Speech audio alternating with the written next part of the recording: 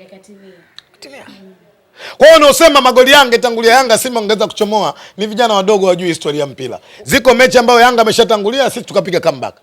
Wanasema mchezaji mkubwa anaonekana kwenye mechi kubwa. Libase Gay. Goli la kwanza hapo jana ndo wanawafungulia. Watu wanajiuliza upande wa pili wachezaji wao ambao ni wakubwa mbona waonekane kwenye hizi mechi kubwa? Unajua Salome naogopaga kuzungumzia mchezaji mmoja mmoja sana. Ukitaka tumzungumzie Libase Gay utaniuliza goli bora limeshapatikana Kratos Chota Chama Mwamba Rusaka. Yuko mwanahabari mmoja, yuko kitengo cha habari cha Yanga, ameandika kwenye peji yake anasema huyu Chama sio mkweli. Mbona hiki kitu anachokifanya kwenye Simba kwenye timu yetu hakuwahi kukifanya? Kwa sababu hakuwa mapenzi na timu yenu. Hakuja Yanga kwa sababu ya mapenzi. Alikuja Yanga kwa sababu hela mliomwahidi nyingi, lakini mapenzi yake katika timu ambayo anajitolea kwenye jasho.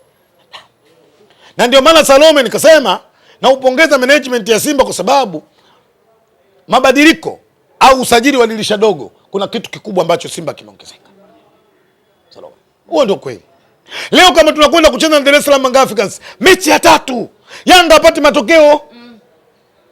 Na mechi 3 zote ukiangalia Simba tunacheza kwenye ubora mkubwa. Tuna dominate game. Na haki ingekuwa inasimama, Yanga mwaka huu alikuwa na haki ya kupata pointi moja kutoka kwa nani? Kwa Simba.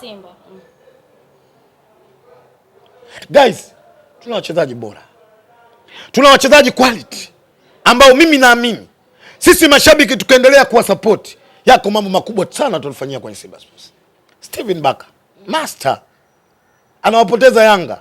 This is football. Kilichotokea bahati mbaya, wana Simba tumekubali, tunasawa iliyopita, tunaendelea kuisupport team.